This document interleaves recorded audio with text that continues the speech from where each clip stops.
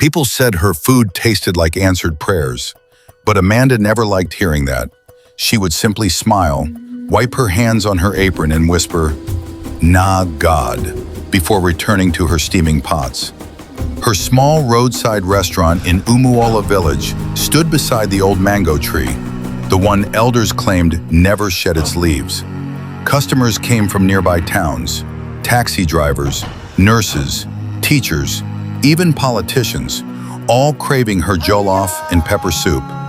But no one ever questioned why she cooked only at night or why she locked the back door with 3 chains. To Amanda, life was peaceful as long as nobody asked. Rumors started the day Mama Iberi paused mid-bite. "This food is too good to be ordinary," she whispered, voice shaking. Others laughed, but her eyes remained serious. "I know spices. This tastes like something added." Amanda heard her but pretended she didn't. She kept wiping tables, collecting plates, forcing smiles. Inside, her heart raced like a drum. Attention scared her. Attention could destroy everything she worked for. Someone noticing meant the past might return, and Amanda never wanted to face it again. What frightened Amanda most were the strange testimonies. A couple claimed her stew restored their marriage. A boy swore her plantains stopped his nightmares. People began calling her the cook with healing hands. Amanda hated the title.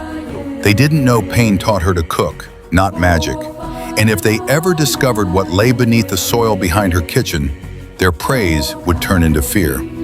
Every night she prayed, "Please, let them keep eating, not searching." Because secrets survive only when people stop digging. The village changed when a traveler named Chidi arrived one hot afternoon. He didn't look hungry, he looked curious. Dust covered his boots. His face was tired, but his eyes were sharp and observant. He ordered a mala and goat meat, then stared at Amanda more than the food. When he finished, he leaned forward and asked, "Madam, why does your kitchen smell like candle wax at midnight?" Amanda's spoon slipped. No one should have known she cooked after dark. She forced a shaky smile. "Maybe you smelled someone else's house," she said. But Chidi didn't believe her. That night, Chidi returned, standing silently across the dusty road. The village slept, but Amanda's kitchen glowed softly. Shadows moved inside. Not one, but 2. Chidi frowned. He knew she worked alone. By morning, he told a few people, and by evening, the whole village was whispering. Some called Chidi a liar. Others suspected Amanda hired someone secretly. Elders shook their heads. "Nothing good cooks after midnight," they muttered. Amanda heard every rumor, yet continued slicing onions with trembling hands. Fear had become her silent kitchen assistant. Behind the kitchen, a small mound sat hidden, covered with smooth white stones, arranged carefully like protection. Amanda never looked at it in daylight, but at night, she knelt beside it, whispering apologies. "I'm still here," she'd say. That place saved her life and ruined it. The memory clung to her like smoke. Sometimes she dreamed the earth beneath it breathed, waiting. She wondered if burying something meant letting it rest or trapping it forever. The answer never came. Everything changed when a stray dog began digging near the mound. Amanda screamed and ran barefoot, grabbing the dog desperately. Villagers stared, confused, almost worried. "It's just a dog," someone said. But Amanda held the soil protectively, breathing hard, eyes wild. That moment told the village everything, something important, something hidden, something she never wanted discovered.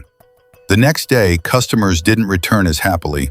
Some avoided eye contact. Others prayed silently before eating. Suspicion now seasoned every meal. Chidi returned again, notebook in hand, expression heavy with concern. Standing behind the restaurant, he asked softly, "Amanda, who is buried here?" She didn't speak. Her body trembled. Tears slipped down her cheeks like boiling water escaping a covered pot. "Go home," she whispered. "Some truths destroy people." But Chidi stayed still. "Secrets rot," he answered gently.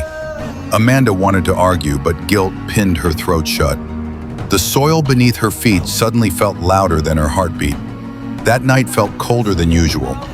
Amanda lit her lantern and walked to the mound. She placed a steaming plate of rice and stew beside it. "I kept my promise," she whispered. "Please don't be angry." A shadow stretched across the wall, long, slow, reaching.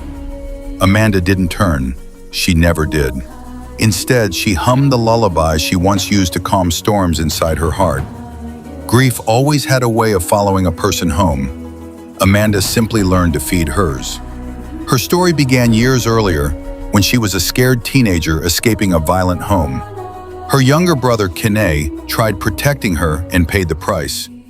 No ambulance, no police, no justice.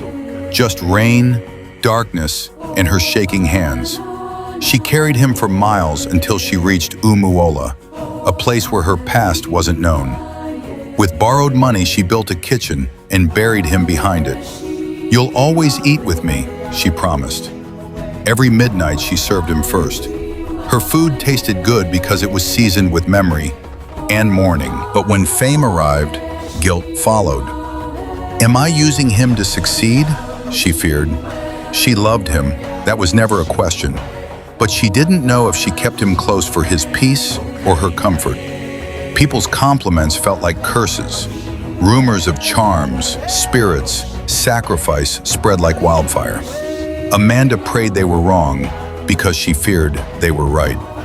When grief becomes routine, even love starts looking like obsession. She didn't know how to let go or if she was allowed to.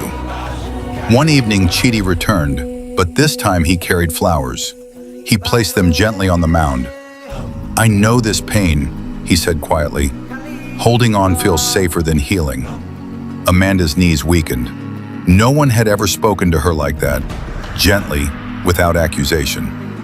"I don't want pity," she whispered. "I just don't want to lose him again." Chidi nodded. "Then let others help you carry him." That was the first time Amanda realized she wasn't alone. She had just chosen loneliness. Soon the village gathered, not angrily, but with worried hearts. They wanted truth, not gossip. Amanda stood before them, tears falling freely. "I loved my brother," she began. "I buried him to survive, not to harm anyone." Silence swept through the crowd. Some touched their chests, others wiped tears. "Help me give him peace," she pleaded. And they did, without judgment. For the first time, Amanda let the world witness her grief instead of hide it. They reburied Kine properly at the village cemetery beneath the almond tree. Women sang low hymns, men bowed heads, children stood quietly. Amanda placed his favorite spoon on the grave, silver, scratched, precious. As the soil covered him, she released every fear she ever swallowed. That night, her kitchen stayed dark. No candle wax, no whispers, no shadows waiting. Amanda finally slept, not from exhaustion, but relief. The next morning, customers returned, not out of curiosity, but love. They hugged her, encouraged her, ordered more food than usual. Some stayed to help wash plates. Even Chidi remained, smiling softly as he swept the floor. "Your food still tastes magical," he teased. Amanda laughed, a real, loud, healed laugh. "That's because now it's cooked for the living," she replied, and she meant it. And that's when Amanda finally learned, secrets don't destroy people, silence does. Pain buried alone becomes a ghost, but shared, it becomes healing. Her restaurant didn't lose customers, it gained purpose. People didn't fear her anymore, they understood her. And if only her customers had known earlier what she buried behind the kitchen, they wouldn't have whispered. They would have held her hand.